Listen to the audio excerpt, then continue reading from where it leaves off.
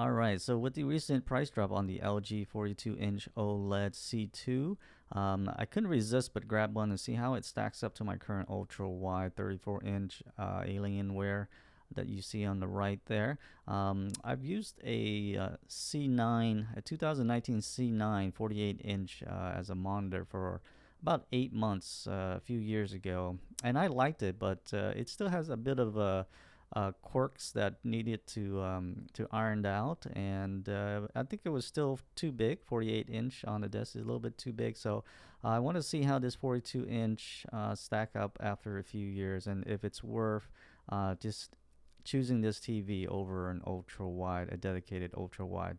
Alright, so I'll get the biggest question out the way first. Now, is this TV worth it for a dedicated PC monitor? And I would have to say definitely yes.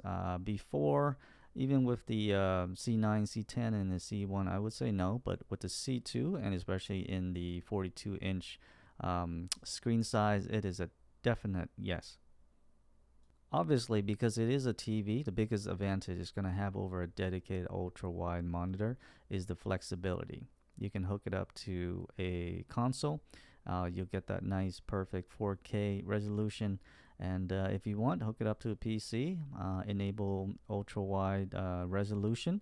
And if for those games that you cannot find a fix for and you want to absolutely play, but there's no ultra-wide fix, now you have the option to bounce back to 4K and get that gameplay in 4K and then jump back to ultra wide.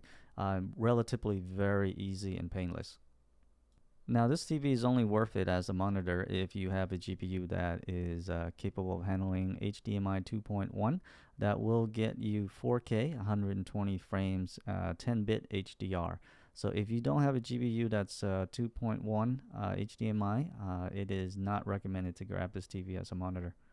Now, this TV C2 has a game optimizer where you can choose the video format, 16 by 9, 21 by 9, or 32 by 9. However, I found that it is still a little bit finicky. It doesn't work as well as if you just change the resolution to in Windows control panel. I found that it works a lot better than using the TV built-in game optimizer. Alright, so the ultra wide resolution that you can choose from is 3840 by 1600. Now, that is a 38-inch ultra wide monitor resolution, and I love that resolution. And as you can see, the one that I have in the far right is a 38-inch. That was the one I was using before I got the 34-inch OLED from Alienware. Alright, and then the next one is the 3440 by 1440p, which is kind of like the more popular ultra wide 21 by 9 resolution. You can use that as well. And then you can use 2560 by 1600. In order to get the 32 by 9 resolution of 3840 by 1080, you actually have to create a custom resolution. And one thing I noticed is that if you choose that and you make that custom resolution, HDR does not get enabled for whatever reason. If you're using NVIDIA control panel, I found that in order to get HDR working, you actually have to enable the resolution change in the display settings of window as opposed to control panel. For whatever reason, I'm not sure, but it's only for that resolution 32 by 9 that is the problem. So for anyone that's running into that problem, well, there's your solution. Now, because this is a 42-inch and my current ultra-wide monitor is only 34, I found the LG a lot more immersive to play because it is a bigger screen and it's more in my face. One of my nitpick when I kind of made a comparison between my 34 and my 38-inch ultra-wide was the fact that it felt like a downgrade from 38-inch in terms of immersion. Obviously, it looks a lot better than my 38-inch IPS because it is an OLED, but in terms of the screen size, even though it's only a difference of 4 inch, it is huge if you see it in person.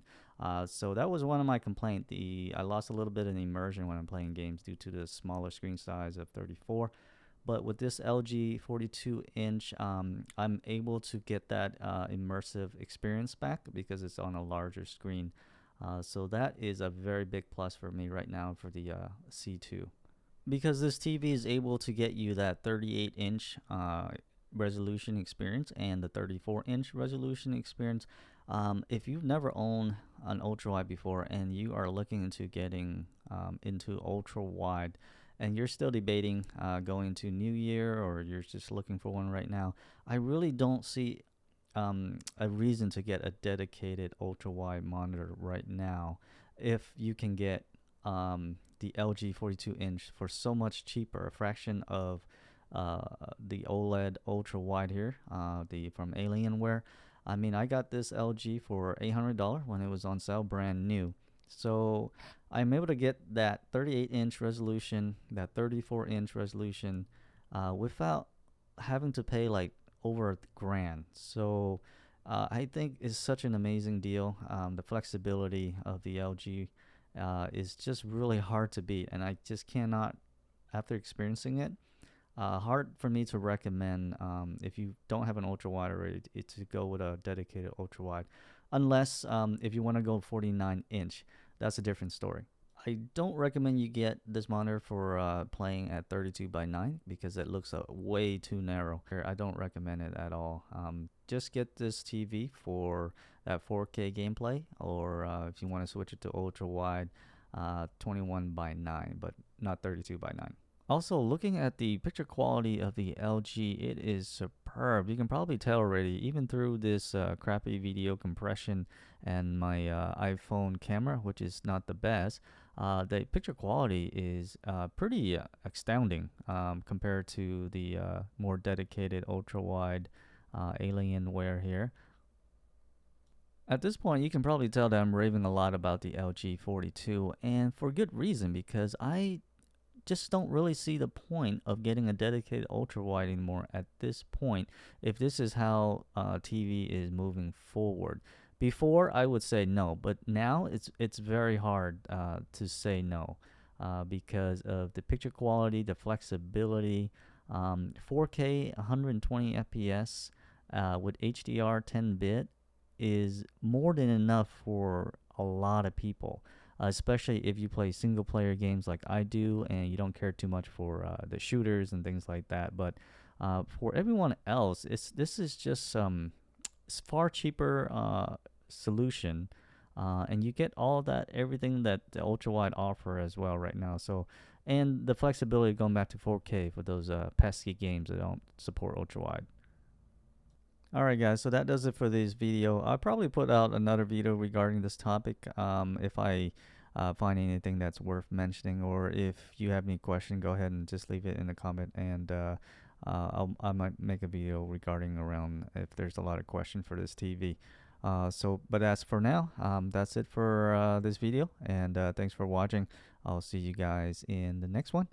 Be sure to give me a like and consider subscribing if you found it helpful. Take care. Bye.